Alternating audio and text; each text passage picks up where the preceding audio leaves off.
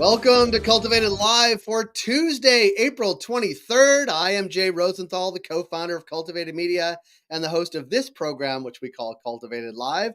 And since we launched, our goal at Cultivated has been to be cannabis industry first, providing you with the most important, insightful, and useful information in a timely fashion. We do that first through our daily newsletter, which gets to people's inboxes at about 7 a.m. Eastern time. We call that Cultivated Daily.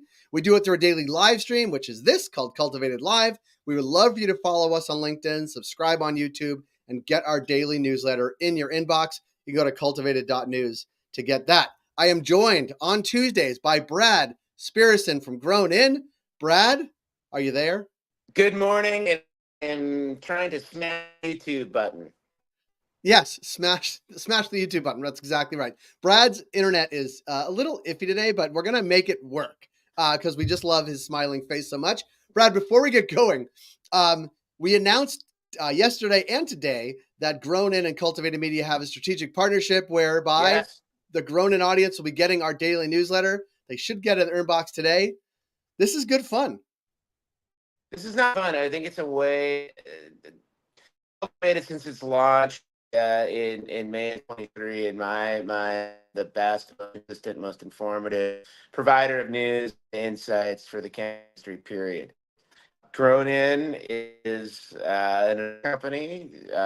We just our second running a cannabis innovation summit, and I think that in all the sense of me, we are very patriotic. Yeah, I like it. And as those that saw my LinkedIn today, we've known each other since 1992 when we moved into Smith Hall residence at Emory University, which seems like 30-something years ago. Rightfully, we have over half a century of institutional memory in our relation and how it relates. Yeah, and cannabis too. Brad, you're cutting it out. I'm going to get going with the program if that's okay, and chime in as you see fit. I'm gonna leave openings for you to chime in so we don't so we just keep it flowing. Okay. Good. Sound good? I'm gonna tell you. Brad said yes. Here's what's driving the news today. By all accounts, Saturday's 420 was a massive day for the cannabis industry. The combination of a record number of states having come online, the normalization and commercialization of 420, and the holiday falling on a Saturday, which is a big thing, seemed to be a winning combination. And the numbers are incomplete, but because full April sales won't be announced by each jurisdiction until probably much later. But a few of the industry's leading data and insights companies posted before and after Saturday's high holiday. Dutchie noted that their system powered over 2 million transactions and $165 million in retail commerce, which was a 50% increase from 2023, 420. Dan Mondello of Rank Really High, a well builder for cannabis retailers, said that some of his clients are up 100% year over year from single day sales on 420. And if you follow, who had a great, now I can't remember who posted it, but there were some great graphs online about 420 big day. There wasn't all smooth sailing. There were some outages of some tech providers, most notably Dutch. You said that 20% of their, or less than 20% of their customers experienced any performance issues. MJ Biz has the story on that. And as we wrote earlier in the week, certainly 420 has gone mainstream, Brad. It's a little bit reminds me of a little bit like Pride. When Pride became corporate, there's a lot. There was pizza. I didn't see any banks doing any 420 stuff, but definitely pizza, movie theaters, lots of people trying to get in on the 420 action. Did you see that in your feed as well? Nah, when it wasn't the local dispensary watching and streaming the new miniseries.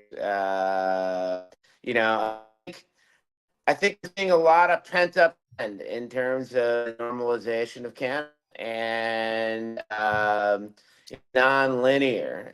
So when we have a day like 420 Saturday that gives everyone permission to, harumph holiday hilarity, and then people do it. Now the trick is to try to spin this out, make sure that every celebration of cannabis, not just per year or one day per year, that happens to fall on weekend. Yeah. One thing that also is true about this 420, all week last week, there were especially politicians and elected officials and regulators in D.C. and other states, but D.C. in particular, talking cannabis. The White House said twice last week that the rescheduling, descheduling decision was with the DOJ, which we read to mean the DEA. But also, there was a follow-up to the letters that the 3 Republican senators sent to the DEA about running afoul of UN conventions. There was an industry group that sent a letter to Senators Romney, Risch, and Ricketts. It sounds like a law firm or a disease, I guess. That they were wrong in their inclination that this was going to run afoul of a UN Commission on Narcotics Drugs. It seems like still this is front and center in people's minds in DC, although being front and center as we talk about it and being front and center on like any kind of legislation is really 2 different things. And we're hopeful that the eve of 420 would actually get a formal acknowledgement that rescheduling is, and obviously that's the case. But if you talk to many of our guests, and Anna Caceres from the we get into the summer, the way we're going to see it. So have a win rescheduling. It's next weeks or so, probably sometime prior to Memorial Day. Yeah, you want to see what the White House said last week? Did you see it? I have it. Here, let's see. I mean, look, on decriminalization, the president has been very, very clear. He doesn't believe that anyone should be in jail or be prosecuted just for using or possessing marijuana. He continues to say that. He believes that. As you know, he asked the Secretary of HHS and the Attorney General to initiate the administrative process to review how marijuana is being scheduled. HHS concluded their independent review, which was guided by evidence, by science, which is what we believe here in this administration.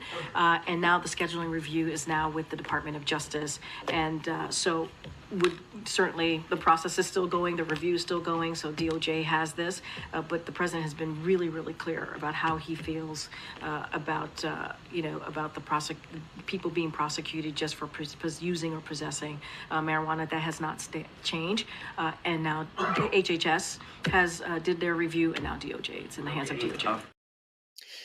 That's not different. And actually, I noticed a very slight thing that I wanted to call out. She did mention, I think this is a shot across some people's bow, that this administration believes in science.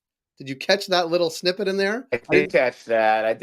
And it should be something that is not an exceptional, but in this day and age, believing in science, actually, we need to defend and strive for. Yes, being explicit. That wasn't the only political thing happening, though. Last week, or maybe Monday, the Congressional Progressive Caucus published their legislative agenda, and cannabis is certainly on their agenda.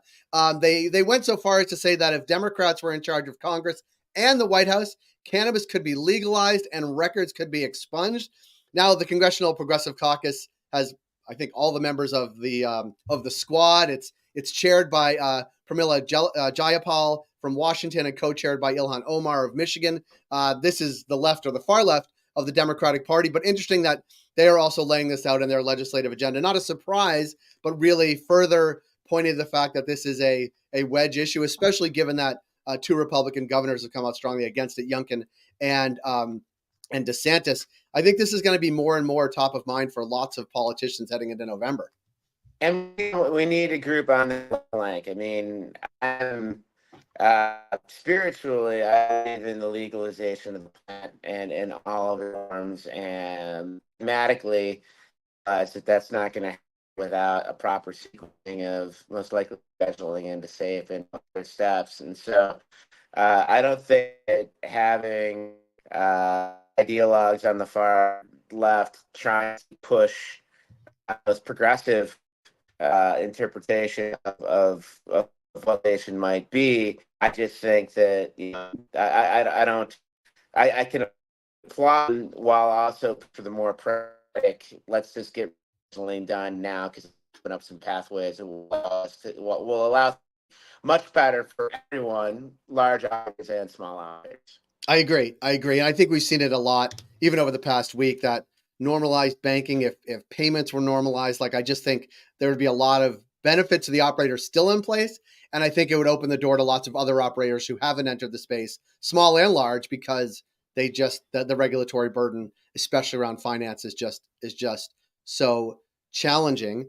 And Brad, it strikes me that we are, and we're not going to announce anything today. We're going to hint two things. One, I will announce the Cultivated team will be in Baltimore, so not our nation's capital, but pretty close. May 3rd and 4th at NECAN, Maryland. So if you're interested in joining us there, please hit us up. You'll see stuff in our newsletter about that as well. Brad, we're going to announce, I would say next week on this show, perhaps, a webinar we're going to host about exactly what we talk about, sort of the United States of Cannabis and politics as we head into November, sort of kicking it off probably before Memorial Day weekend in the States. I'm excited to do a check-in, a cross-country check-in and a DC check-in because I think it's helpful to get the industry together to talk about it.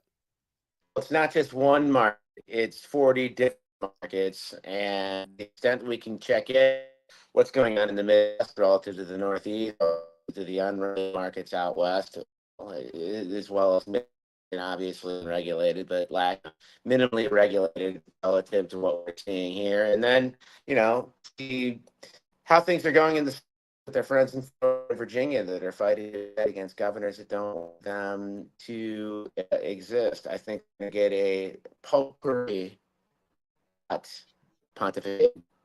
Maybe we could call on some of our South Florida friends that are also Emory people and also cannabis people to join us for that and give us a view of what's happening in the Sunshine State. Love it. I love it. And one that I shared a dog with back in the 90s. That's the history. The history is deep. Yes. Brad, as always, thank you for your partnership, which we talked about today. Thank you for doing this show every Tuesday. We're going to wrap it up and let everybody get on with their day. Again, I appreciate the partnership, and thanks for joining us for this Cultivated Live. And when we talk about politics, we talk United States of Cannabis. That's it for today's Cultivated Live. We encourage you to subscribe to our daily newsletter at cultivated.news. Follow us on LinkedIn. Smash the subscribe button on YouTube. We'll be back here tomorrow, which is Wednesday. And on Wednesday, I sit down with Jeremy Burke, my co-founder at Cultivated. That'll be at 10 a.m. Eastern right here at LinkedIn and YouTube. Buy cannabis at your local dispensary. They need your business because there's a big drop-off after 420. But if you buy cannabis today, you'll be treated as a hero at those dispensaries. Brad, signing off. Thanks so much. Always a pleasure.